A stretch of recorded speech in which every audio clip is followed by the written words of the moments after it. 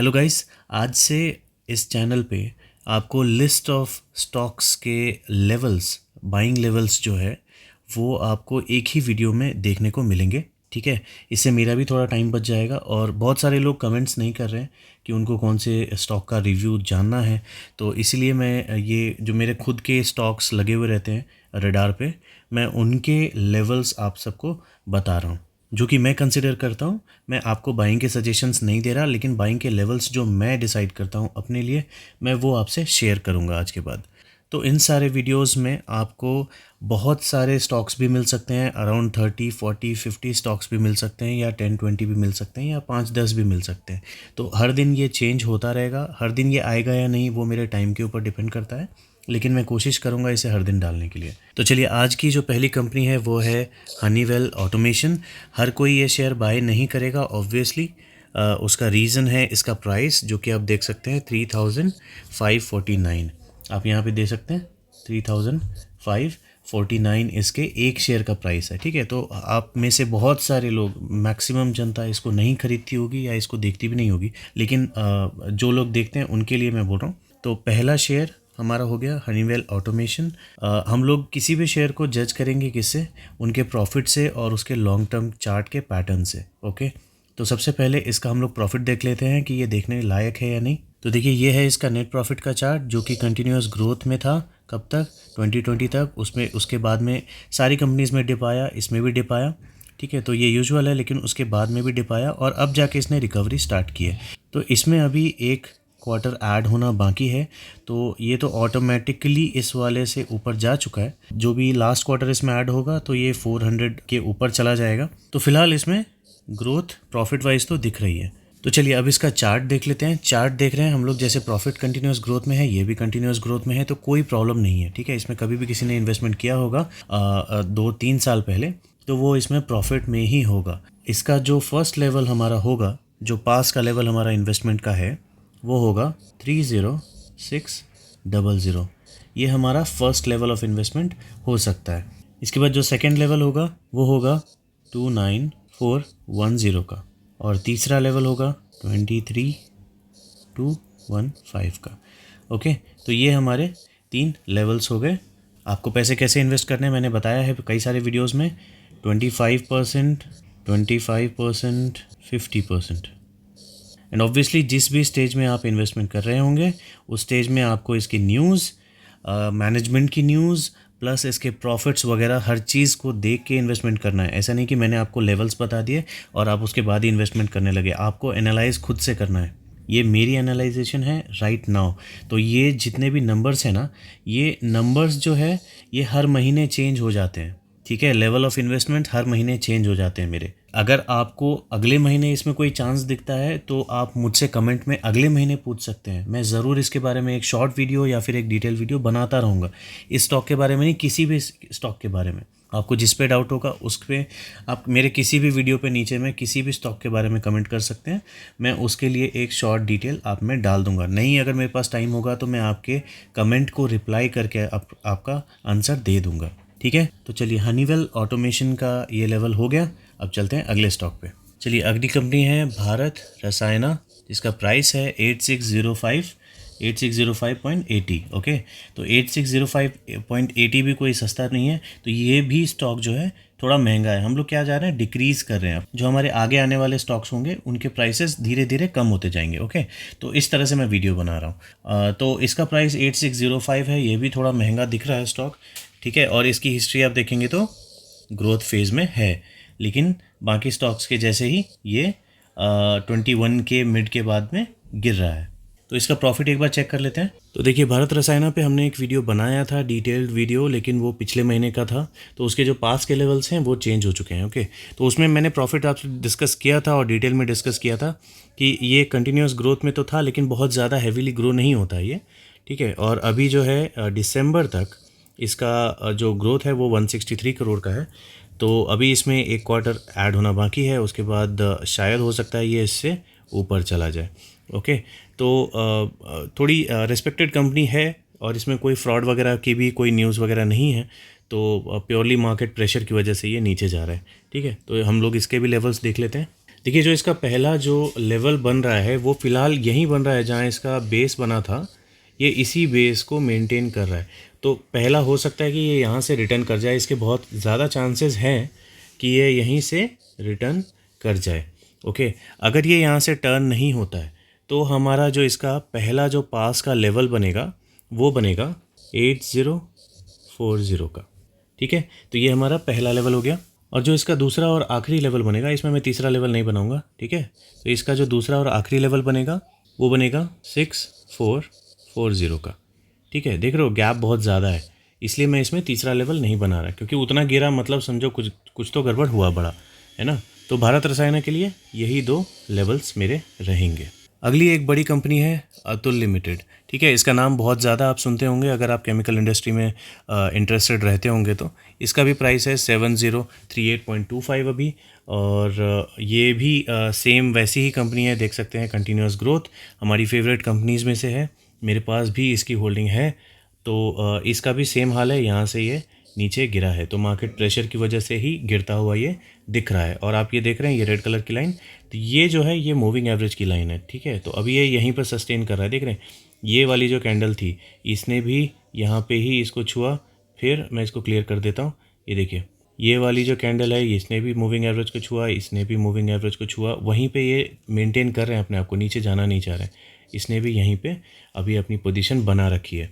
ठीक है, तो इससे हमको ये फीलिंग आती है कि शायद ये अपने मूविंग एवरेज को रेस्पेक्ट कर रहा है। खैर चलिए इसके प्रॉफिट चेक करते हैं पहले। देखिए इसके प्रॉफिट्स को देखें तो ये बढ़ रहा था, बीच में एक जगह प्रेशर था 2018 में, क्यों था वो न्यूज़ में देखना पड़ेगा। इस वीडियो में हम लोग वो डिस्कस नहीं करेंगे, इसकी मैं एक डिटेल वीडियो बना दूंगा। और उसके बाद इसने उसको कवर कर लिया था। तो मैंने पिछले वीडियो में बताया था अगर कोई भी कंपनी अपने दूसरे या तीसरे साल में अपने प्रॉफिट को अच्छी स्पीड में बढ़ा ले तो एक दो गलतियाँ माफ़ की जा सकती हैं, है ना। तो यहाँ पे अगर आप देखोगे तो ये यहीं पे लगभग अच्छे खासे 50% अमाउंट से ये बढ़ गया था। और अगर आप इसके अगले वाले में देखोगे तो ये डबल हो गया था। लेकिन आप ये जो देखोगे ये कौन सा साल था, कोविड का साल था, और उसके बाद से ये इसमें कंटिन्यूस फॉल ही आ रहा है। अभी इसमें एक क्वार्टर ऐड होना बाकी है, लेकिन पता नहीं वो ऐड होने के बाद भी ये इससे ऊपर जाएगा या नहीं, क्योंकि डिफरेंस तो बहुत ज़्यादा नहीं है। लेकिन इसकी हिस्ट्री 2020 के बाद से देखने पे ऐसा लग रहा है कि इसमें बहुत ज़्यादा ग्रोथ ना भी हो तो भी कोई उतनी हैरानी नहीं होगी, है ना। तो चलिए इसके टेक्निकल चार्ट को देख लेते हैं और उससे अपने लेवल्स देख लेते हैं। तो जैसा कि मैंने बताया ये अपने मूविंग एवरेज को बहुत रेस्पेक्ट कर रहा है ना।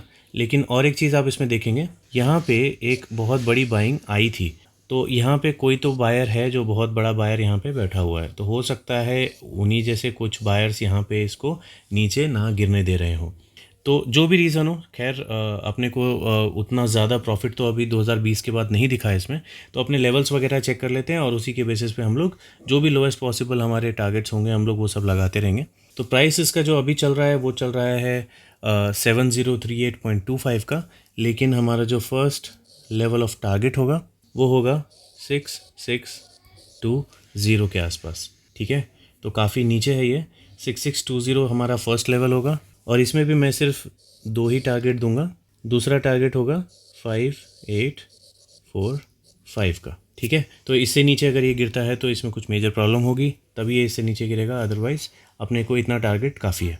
चलिए अगली कंपनी जो अपने रडार पे आई है वो है ब्लू डार्ट एक्सप्रेस। नाम तो बहुत बड़ा है लेकिन इसका चार्ट देखने पे ऐसी कोई फीलिंग मुझे नहीं आ रही। 2015 के बाद आप देख सकते हैं ये फॉल बहुत सालों तक फॉल करता रहा।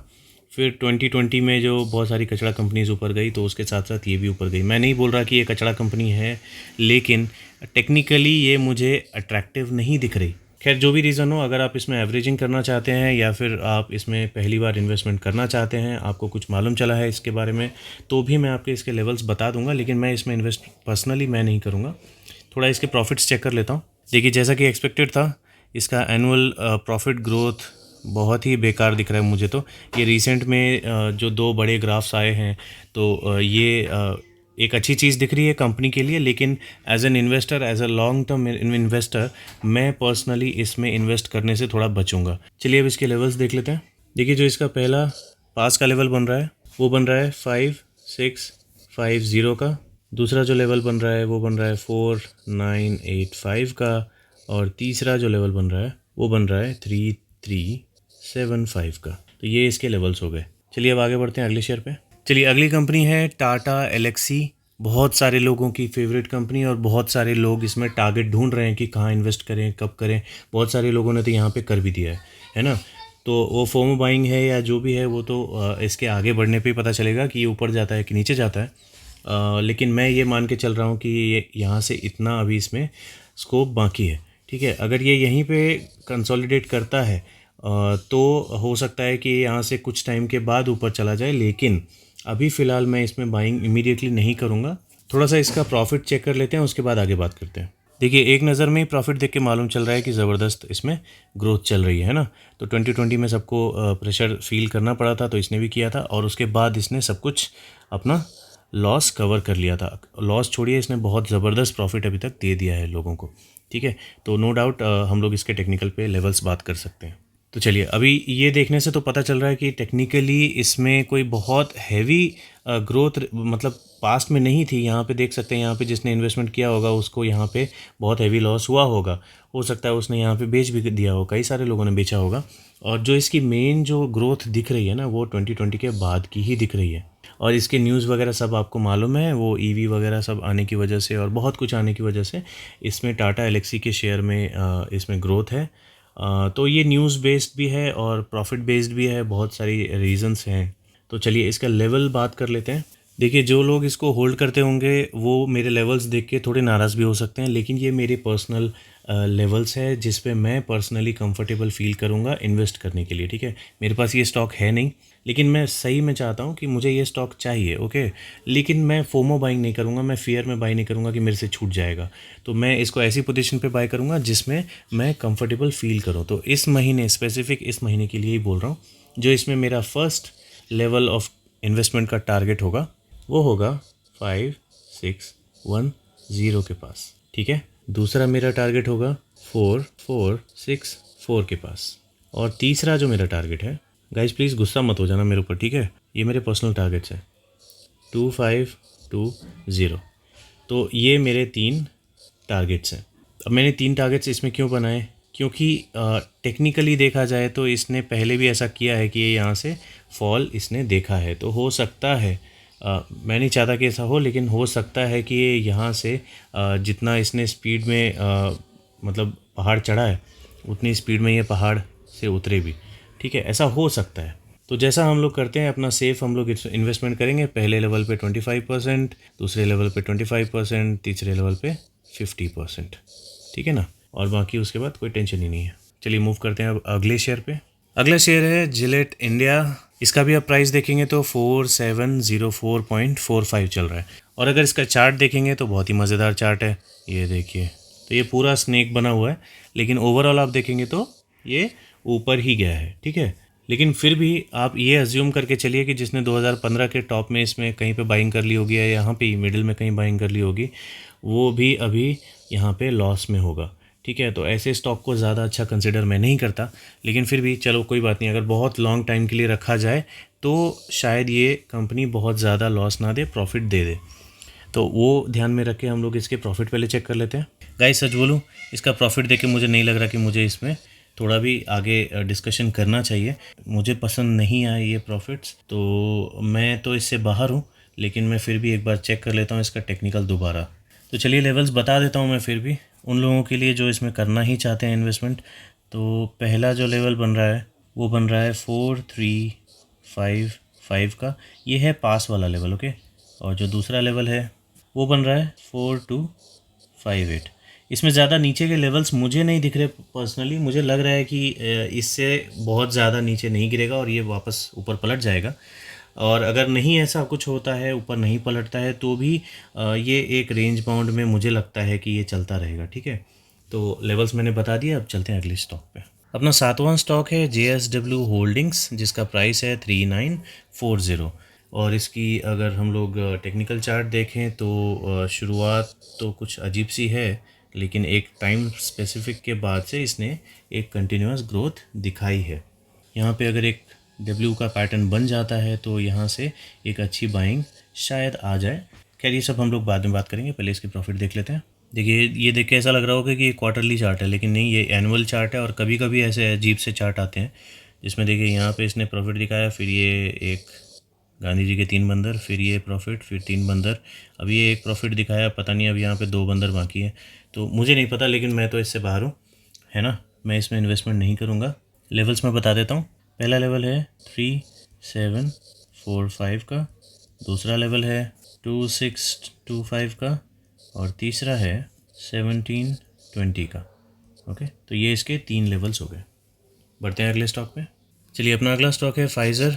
और अभी के टाइम में सारे फार्मास्यूटिकल स्टॉक्स बहुत प्रेशर में है, तो आप इससे बचना चाहते हैं तो आप इससे बच के रह सकते हैं। फिर भी मैं लेवल्स बता दूंगा। इसके प्राइस है 3773, और चार्ट देखने से बहुत ही अच्छा लग रहा है। इसके एनुअल प्रॉफिट्स को देखें तो काफ़ी अच्छा है, ये ऑलरेडी ऊपर जा चुका है, एक इसमें क्वार्टर ऐड होना बाकी है। तो इसमें जो पहला इन्वेस्टमेंट लेवल बन रहा है वो बन रहा है 3595 का, दूसरा बन रहा है 3400 का। इसके नीचे मुझे इसमें लेवल्स अभी फ़िलहाल नहीं दिख रहे, ठीक है, तो अभी यही 2 लेवल से आपको काम चलाना पड़ेगा। अपनी अगली कंपनी है डेविस लेबोरेटरी, जो कि फार्मा इंडस्ट्री में नंबर 1 लीडर पे है, ठीक है, और इसका प्राइस अभी चल रहा है 2846। सब जानते हैं कि बहुत ज़्यादा गिर चुका है, लोगों में बहुत पैनिक है, लेकिन मुझे इसमें कोई डर नहीं है। मैंने इसमें बाइंग करके रखी हुई है, ठीक है। मैं अलग अलग लेवल पे बाइंग कर रहा हूँ, ऐसा मुझे कुछ भविष्यवाणी में पता नहीं चला है, तो मैं भी इसमें अलग अलग लेवल्स पे ही बाइंग कर रहा हूँ। तो चलिए, अभी के टाइम पे इसमें क्या लेवल्स बन रहे हैं वो हम लोग बात कर लेते हैं, लेकिन इसका प्रॉफिट देख लेते हैं पहले। ये देखिए, देखने से उतना कोई अट्रैक्टिव नहीं है ऑब्वियसली, क्योंकि फार्मा की है, लेकिन अगर आप लॉन्ग रन में देखेंगे, अगर आप इसको 10 साल होल्ड कर लेते हैं तो आपको प्रॉफिट हो ही जाएगा। और अभी इसमें 2397 करोड़ का प्रॉफिट दिखा रहा है, और इसमें एक क्वार्टर ऐड होना बाकी है, तो पता नहीं, ज़्यादा चांसेस तो मुझे लग रहे हैं ये इससे नीचे ही रहेगा, लेकिन देखते हैं क्या होता है। वैसे भी इसके मैनेजमेंट ने खुद बोला है कि हमारे अगले कुछ क्वार्टर सही नहीं रहेंगे, तो ज़्यादा चांसेस इसके नीचे ही रहने के हैं। अच्छी बात है, इन्वेस्टमेंट के लेवल्स बन रहे हैं। अगर इस तरह की सिचुएशन में अगर हम लोग इन्वेस्टमेंट कर लेते हैं तो अच्छा खासा प्रॉफिट हम लोग बना सकते हैं। अभी के टाइम पे इस पे जो मुझे पहला लेवल मेरे हिसाब से दिख रहा है वो है 2315 का, दूसरा लेवल 2255 का। इससे ज़्यादा नीचे मुझे इसमें अभी कोई लेवल्स नहीं दिख रहे, ठीक है, मैं नहीं जान पा रहा, तो अगर आगे कुछ चेंजेस आते हैं तो मैं आपको बता दूंगा। अपनी अगली कंपनी है वर्धमान होल्डिंग्स, जिसमें प्राइस चल रहा है 2681।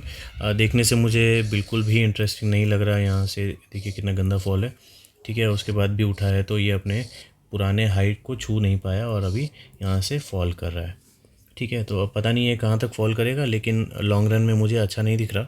फिर भी अगर आप इसके लेवल्स देखेंगे तो पहला लेवल इसका बन रहा है 2375 का, दूसरा लेवल बन रहा है 2075 का, और तीसरा लेवल बन रहा है 1265 का, ठीक है। ये 3 इसके लेवल्स हैं। मैं इसमें इन्वेस्ट नहीं कर रहा हूँ, ये आपको बता देता हूँ।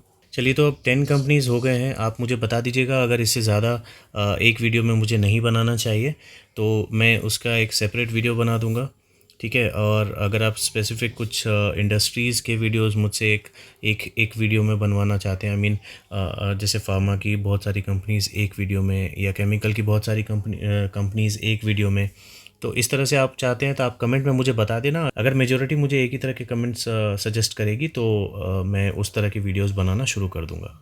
चलिए, अगली लोगों की फेवरेट कंपनी है अल्काइल अमाइन, जिसने बहुत प्रॉफिट दिया है लोगों को, ठीक है। इसका अभी प्राइस चल रहा है 2494, और आप अगर लॉन्ग रन में देखेंगे तो ये भी प्रॉफिट है।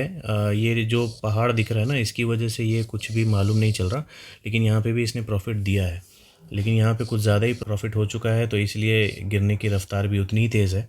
तो अभी यहाँ पे एक डब्ल्यू टाइप का पैटर्न तो बन रहा है, लेकिन यहाँ से उठने का इसने कोई अभी साइन नहीं दिया है। तो चलिए, इसके प्रॉफिट्स में चेक कर लेते हैं कि यहाँ से इसके ऊपर जाने के चांसेस कितने हैं। हिस्ट्री देखें तो ठीक ठाक ही थी, और 21 के बाद सारी कंपनीज 2020 के बाद गिरी थी, लेकिन ये 2020 के बाद बहुत ज़्यादा ऊपर गई थी, और उसके बाद अभी पिछले 2 साल से इसमें बहुत ज़्यादा प्रेशर दिख रहा है।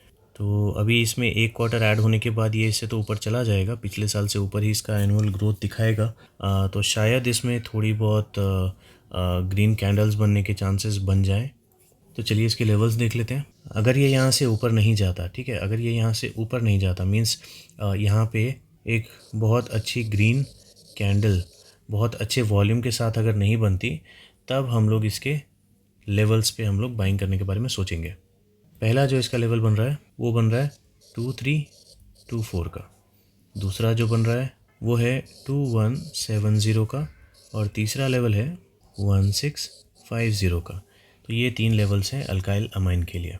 अपनी अगली कंपनी है हीरो मोटोकॉर्प। बहुत बड़ा नाम है, लेकिन मैं पर्सनली मोटर कंपनीज से थोड़ा दूर रहता हूँ। मैं व्हीकल इंडस्ट्रीज़ में जो सप्लायर्स होते हैं ना, मैं उस तरह के शेयर में इन्वेस्ट करने में ज़्यादा इंटरेस्टेड रहता हूँ, बशर्ते डायरेक्ट किसी व्हीकल की कंपनी में। तो ये मेरा पर्सनल व्यू है। बाकी इसका टेक्निकल चार्ट देखेंगे तो आप देख सकते हैं 2018 तक ये ठीक ठाक था, उसके बाद बहुत अच्छा खासा फॉल, फिर 2020 के बाद इसमें एक बाउंस आया, लेकिन बहुत ज़्यादा बाउंस नहीं आया, तो उतना ज़्यादा मुझे इंटरेस्टिंग नहीं दिख रहा है। फिर भी इसका प्रॉफिट देखते हैं। देखिए जैसा कि चार्ट में है 2018 तक ठीक था, उसके बाद फिर गिरना शुरू हुआ और अभी तक ये गिर ही रहा है ना। पिछले साल से ये ऊपर चला जाएगा क्योंकि इसमें एक क्वार्टर ऐड होना बाकी है। देखिए एक नज़र में मुझे ऐसा लग रहा है कि शायद ये यहाँ से बहुत ज़्यादा ना गिरे, है ना। हो सकता है यहाँ कहीं से ये ऊपर चला जाए, तो इसलिए जो मेरा पहला जो लेवल होगा इसमें वो होगा 2138 का। दूसरा जो लेवल होगा वो होगा 1815 का। इसके आगे मैं इसमें लेवल्स नहीं देख पा रहा, तो ये मेरे लेवल्स हैं। ओके, तीसरा आप लेवल्स मान के ये चल सकते हैं, ये जो लेवल है ठीक है, अराउंड 1600 के आसपास। तो तीसरा लेवल आपको देखना है तो 1600 का लेवल देख सकते हैं। गाइज़ अभी तक हमने 12 कंपनीज़ डिस्कस कर ली, है ना। तो इतनी कंपनीज़ पे ही ये वीडियो एंड करते हैं, और बाकी और वीडियोज़ अगर मुझे बनाने का टाइम मिलता है तो मैं आज ही बनाने का कोशिश करूँगा, लेकिन पहले ये तो शेयर कर दूँ आप लोगों से, है ना, नहीं तो लेट हो जाएगा, फिर इसका कोई मतलब नहीं बनता। तो आज के लिए इतना ही, मिलते हैं अगली वीडियो में।